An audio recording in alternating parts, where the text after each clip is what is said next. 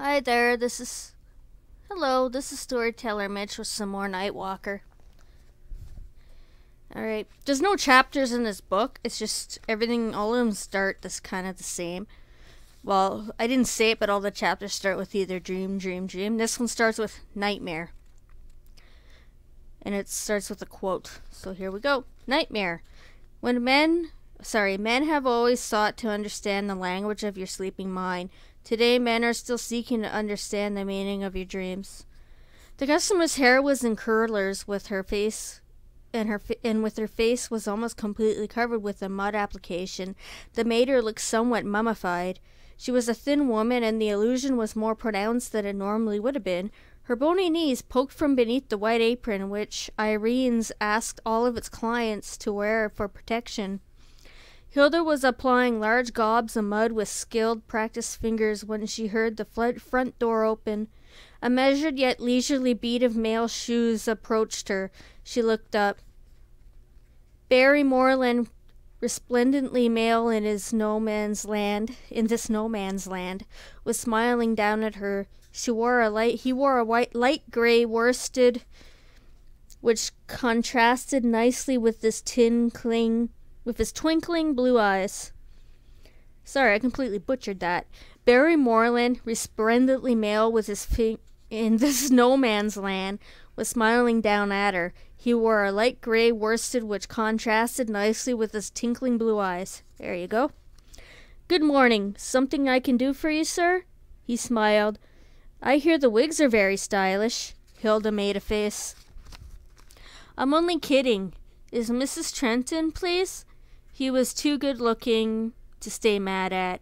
In the back, I guess. Wait a sec. Oh, Joyce! Joyce was busy with a large, fat woman putting herself through the drying torments of a permanent. Barry kept his face non-committal, the things women did to stay attractive. Somebody here to see Mrs. Trent, Hilda bellowed. Joyce surveyed Barry Moreland with approval. I'll see if she's in. May I have your name? Barry Moreland. Joyce nodded, smiled down at her customer.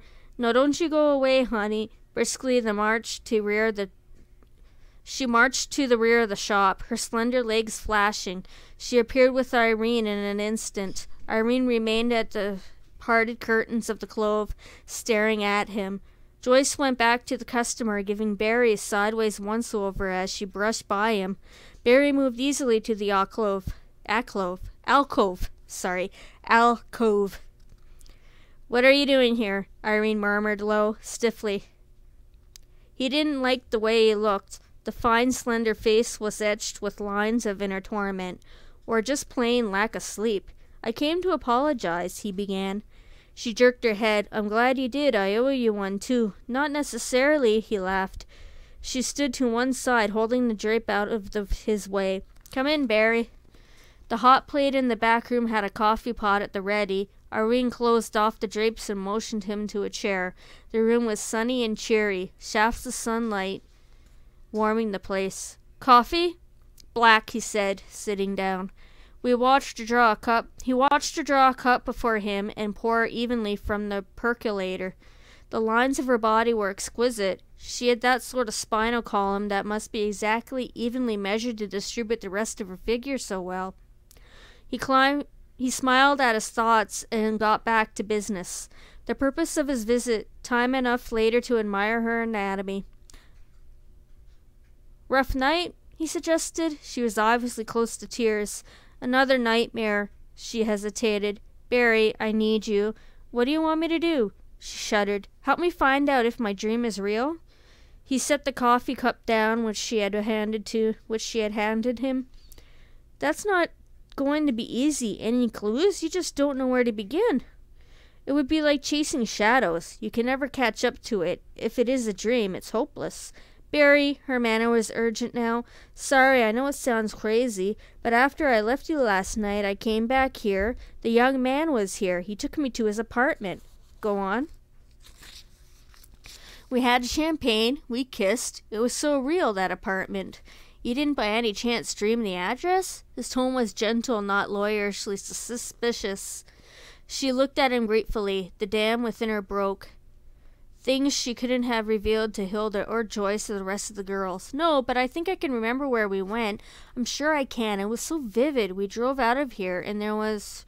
She saw it now, something she hadn't remembered before as she relived that nightly drive. A girl standing on a big silver dollar, and she was turning around and round. Hold it, he remembered. Just get your coat. We'll walk out of here, and you'll take it from the beginning. The physical business of being in the car with a man again will do more to spur your memory than anything you try to reach for now. I had a case like this once. Come on, Irene. We'll find that dream for you. He took her hand, squeezing it. For the first time in months, she felt an inner glow of warmth and well-being. Somebody at least believed her. The girl in the silver dollar was where she had remembered, a gigantic spinning girl advertising some kind of thing that wasn't very important. The important thing was that the silver girl was there, spinning, to corroborate her dreams. Barry slowed the car. That's her, Irene exclaimed excitedly. Turn here. He turned right. She nodded. Yes, this is where he turned off. Up the street now. Irene, are you sure? That girl's been there a long time. They put her up years ago. You could have seen her any other day when you were driving by, just like this. She wasn't listening. Her mind and body were vibrating with anticipation. There it is, the apartment. Before them was a tall gray apartment house building. She recognized the front entranceway and the outlines of so many windows. It was the same. It had to be. Sure now? The apartment is on the second floor, she said decisively. He couldn't stop her now. All the way into the building she kept prodding her memory. The layers of darkness fell away. The apartment door is a light color. There's a number on it. Number 7. Yes, I can see it now. 7. The door was a light walnut color. The number 7 shone as large as the life against the rich wood. It's number 7, all right, Mary Moreland said. The Irene had tested the door handle eagerly. Barry, it's unlocked. She started to push forward, and his hand checked her. What's the matter? Do you think we should go in? He whispered. Technically, we're trespassing. She ignored him and opened the door. Now I know it wasn't a dream. Do you think I can wait any longer? Shrugging, he followed her into the interior beyond the door. Or was it a dream? She asked herself aloud bitterly. What do you mean? He looked about the apartment, an ordinary apartment, like a million others, no more, no less. Irene was moving about, inspecting. He watched her. The coffee table was bare. The ashtrays were dry and uncluttered. There was nothing. The champagne bucket is gone, Irene wailed. She had crossed the kitchen clove, whipping the white door off the refrigerator open. The glasses, they were chilled. He got them from the refrigerator. Empty shelves mocked her. The bright interior of the box shone vacantly. She dragged back into the living room, slumping. Barry was waiting for her, a sober cast to his face. Of course, he said as gently as he could. What did you really expect? She rallied. You can see for yourself. The apartment is real. I didn't dream it. No, he sighed. Irene, didn't you know that Howard owned this apartment building? She staggered back as if he had hit her. He wasn't convinced. And maybe she was crazy, or maybe she was a liar. She moistened her lips and swept by him without a word. He trailed after her dutifully. The manager of the building was a bespectacled woman in her 50s who seemed to sniff over Irene like a large hunting dog. She smelled the money in good taste. The manager was not at all ruffled by the fact that her bulky house dress had a dead second next to Irene Trent's fashionable tailored suit. There was an open ledger before her, which she consulted over the rims of the glasses, still sniffing. The phone at her right was black and dirty-looking. Irene and Barry waited patiently while the woman had her hour of importance in the sun. Yes, number 7 has always been vacant. He kept it that way. You ought to know that. Mr. Moreland, you're the administrator of the estate. I send the rent checks to your office every month. That's right, Barry nodded affably. You're quite sure you haven't seen this lady before? The woman sniffed at Trent. Never had the pleasure. Irene felt something die inside her. The manager's apartment, with its badly matched furnishings and bird cages cluttering the corners, was the final token of doom. The garish bewilderment. Perhaps the rest of the world was insane. And Irene tried to calm herself. She took a step forward. But surely you must have seen this man I was telling you about. Sorry, I'm afraid not. What did you say his last name was? Irene opened her mouth as though to answer, but no sound came out. Checkmate. Flustered, she appealed to Barry for help. Never mind, Barry said curtly to the woman. He turned to Irene. Irene, did anyone see you with this man last night? No, they were all wax figures. Wax figures? What are you talking about? The sniffling manager was now all attention, her eyes wide open with interest. The place where we were married, Irene said, dully, not caring any more how crazy it all must sound to the strange woman. Sounds like you were dreaming, honey, the manager said, trying to be helpful and make friends at the same time. Married? Now Barry was startled. The manager sniffed again and Barry whirled on her. Please, he turned back to Irene. You say you were married? Then what's the man's name? I don't know. Think. It would be on a marriage license. Surely you have the license, don't you? I never saw the license. He must have it. She was at a loss, and he was hammering at her like a lawyer anxious to win the first case. The manager sighed. You know, I have dreams almost every night. This tall, handsome man takes me in his arms, and we dance to the most beautiful music. When I wake up every morning, my feet hurt. Neither of them were listening to her. Their eyes were locked in the same strange, intimate duel. He wanted to believe her. She could see that. Irene started, a sudden light illuminating the puzzling darkness. I remember now. The wedding was in a strange place, some sort of chapel. A chapel? He nodded, and the manager was still rambling on, like one of her birds. And when it was over, the young man suddenly disappeared. I tried to get out, and suddenly Howard appeared. Barry stared at Irene. The manager coughed. My cousin, you know, used to have horrible nightmares. She woke up screaming. It got so bad that they had to take her away. Poor Clara. She was still screaming. The ear-tearing drone of the woman's voice goaded Irene to anger. You probably think I'm like poor Clara, she flared. The manager gasped, clutching her breast. Barry quickly placed his hand on Irene's arm. She shook him off. Perhaps you better take me away, Barry, before I start screaming. Barry led her to the door, silently sympathetic. He had one last word for the manager. Thank you for your trouble. No trouble, the woman sniffed. She went back to her ledger, and Barry left with Irene in the hallway. She pleaded with her again. No, take it easy, Irene. There's got to be some answer to all this. But what? What? Answer. What answer? She nodded, forlorn now. You say that you went to a chapel from here last night. Do you remember where it was? She frowned, trying to concentrate. After I had the champagne, I felt dazed, as though I was drugged.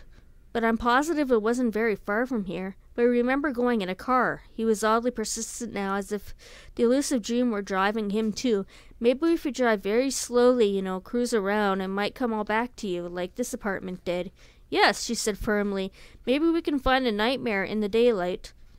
She clasped her hand in his. His fingers tightened around hers. She held back the tears. It wouldn't do to spill over now. Not now, when the truth was just around the corner. She had come this far. Why not on just a little longer? The pressure of Barry Moreland's fingers on her own told her his feelings. There was no time to dwell on that right now. But she would be his any time he got around to asking her. In the daylight, Irene's chapel looked weather-beaten, run down, and weather-beaten. Sorry, I said feather-beaten. It's weather-beaten, run down, and as abandoned as a lost mine in Arizona. They found it after a mere 10 minutes of cruising in Barry Moreland's car. Irene stared at the tower through the windows, and her heart died. A large prominent for sale sign was tacked to the cracked front door. The bright warm day felt suddenly cold, like the grave. The hopes she had built all tumbled down like a sand pile watched by the incoming tide. With it went the last of her resolve. You might be mistaken, Barry Moreland said softly. It could be some other chapel. No, she said despairingly. I'm certain this is the place. I just know it is. He eased the car closer to the curb. All right, we'll take a look. They found a Japanese gardener clad in stained overalls maneuvering a huge rusting pair of pruning shears on the overgrown hedges. Weeds had begun to spring full flower on the paved walk leading to the chapel door. The for sale sign looked like it had been up a long time. The man came upon them as they paused on the top of the stairs. His oriental face was bland and wrinkled with years. "Sorry, lady, you can't go in there." Irene looked at Barry, her helplessness mounting. Barry took over again. "Are you the caretaker?" The man shook his head, still holding the pruning shears as though they were weapons. "No caretaker here. Everything's closed up. I just come every 2 weeks, cut the weeds." The bright sunlight was mockingly cheerful. "How long has this place been vacant? 2, 3 years, maybe?" There was the truth again. The facts. No dream in the world can combat the unadorned facts. "Does anybody ever go inside?" Irene blurted. The gardener studied her critically. He grinned. "Sure, me." We saw our puzzled faces and produced a brass key from his overalls. "Here, the key. When was the last time you were inside?" Barry asked. He shrugged. "Don't remember. A long time ago." Irene pushed into him. "You weren't here last night?" "Lady," the gardener answered. "I got a wife and 6 kids. Why would I come here nights? Why do you ask me so many questions?" "We noticed the for sale sign," Barry alibied affably. "Oh," the gardener considered that. "You want to buy? We thought perhaps we might go inside and take a look around." "Sure, I'll let you in." He suited the word to the deed immediately. He keyed the lock for them and swung open the door. "It's dark," he cautioned. "You be careful now." They moved past him into the gloom of the chapel. He grunted something indistinct and walked away. They watched until he had returned to the small truck they could now see, loaded with gardening equipment, parked a short distance from Barry's car. The chapel was dim, spooky. Thick layers of dust filled the air with a nearly choking density. Irene walked in a trance, staring all about her. She saw the empty candle holders in the wall brackets. "Look familiar?" Barry's voice echoed in the gloom. "Yes, but what are you looking for? There were 6 candles here last night and more in the next room." The familiar double doors loomed before her. "Do you recognize this too?" "Yes!" The place beyond the double doors was absolutely bare and deserted. The rows of chairs and pews were all empty. There no longer were drapes covering the podium. The organ sat silent. No candlestick holder was visible on its top. The vases and urns were desolate. No flowers, wilted or otherwise. There were only dim shafts of light visible through the boarded up windows. The room had an unnatural stripped effect, alternate sunlight and deep shadow. It was something seen through a glass darkly. Dust and disuse were only occupants here. "Well," Barry murmured softly, "this looks like it might have been a chapel once." They had reached the empty urns that sat on the side, urns at the side of the raised platform, coming down the center aisle between the 2 rows of chairs. Irene gestured desperately at the urns. There were flowers here, and wax figures. Not in the daylight, Barry threw that in coldly, surveying the all too apparent filth of the place. "But it happened last night, just the way I told you. I saw them. I heard the voices. The organ played." He wasn't listening, or he didn't seem to be. He had trailed a finger across the surface of the organ and raised it aloft. "Dust," he announced. Irene moaned and watched him. "You don't believe me? I'm telling you the truth. You don't believe I'm telling you the truth, do you?" He was inspecting the podium, scrutinizing it like some latter-day Sherlock Holmes. His manner was cruel and impersonal. Her temper flared. "Do you?" she roared. "Tell me. I've got to know." He raised his hand and looked at her. She was surprised to see the calmness and the kindness in his eyes. "There are no easy answers, Irene."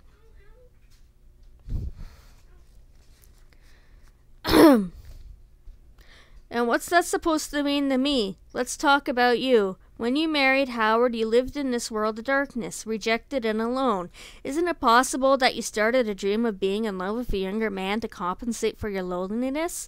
But that's all in the past. Later, when Howard died in the explosion, you continued to dream of this young man, but now you feel guilty, and now you're in your dreams. Howard comes back to haunt you. I wish I could believe that. Just what do you believe? The question was a lawyer's cross-examination arrow, winging across the dusty atmosphere, embedding itself in her mind. I believe I came here last night with a young man. There was a ceremony, a wedding ceremony. He put on a ring on my finger. He nodded curtly. May I see the ring, Irene? The lawyer again. Facts, evidence, tangible proofs. Irene raised her hand, glancing down at it. Slowly, there was no ring on the third finger. There was no ring anywhere. When I woke up this morning, she said reluctantly, it was gone. When I woke up this morning, Barry parroted cruelly. Irene, don't you see? You just answered my question. Then answer mine, counselor. If I was dreaming, why is it that the apartment is real? And how could I find this chapel if I've never been here before? Somebody brought me here. Why don't you believe me? He stared at her. It was obvious he didn't believe her. No, that he couldn't believe her. She stood helplessly trapped by his cold logic. He turned away from her. There was nothing more he could say. Irene's eyes dropped to the base of the platform. She didn't want him to see her cry. Something caught her eye, a gleaming circle of metal, small, barely discernible in the poor light. Barry, what is it? She bent quickly, picked up the object. Her heart leapfrogged violently. The ring! It lay in her palm, solid, golden, a rigid circle of truth. He came to her, staring at it as if she held it in her fingers, revolving it so that the gold caught random shafts of sunlight, struggling to pierce the gloom. Thank God, she said fervently. Do you know what this means? It wasn't a dream. It wasn't. The young man did give it to me. I must have slipped off my finger, but he gave it to me. Barry was shaking his head. Who's doing all this, and for what reason? I don't know, she shuddered. Barry looked like she was trying to recall something. The young man, his blue eyes lit up. Irene, did you know that Howard once had you followed by a private investigator? The news shocked her. He could see she had no previous knowledge of the admission. No, I had no idea. He didn't tell me either for obvious reasons, but I went through Howard's papers the other day. I found a bill from a detective agency. What was the detective's name? Fuller. George Fuller. Irene was excited now. Barry, do you think he might be the one who's... Easy now, one thing at a time. He took the ring from her fingers. Let me take this. I'll see what I could find out. He slipped the ring into his coat pocket. There's something else I'd like to check on, too. He took her arm, guiding her back the way they had come. Their feet made thumping sounds on the chapel floor. Oh, Barry, take it easy, I said. You have the key to your house. Yes, of course. I want that, too. He fumbled in her purse. Why do you want it, Barry? He looked grimmer than death and taxes. I think it might be a key to your nightmares. The front door closed behind them, and they were gone. Within 3 beats of time, after their exit, a figure emerged slowly from the shadowy recesses behind the organ, a tall, dark silhouette. The dream stood silently, listening for the sounds of Barry Moreland's automobile driving away. He was still handsome, still dressed in his dark suit with black gloves. There was an angry scowl on his face. The dream is real. But what's he doing? All right. Thanks for listening. Ciao.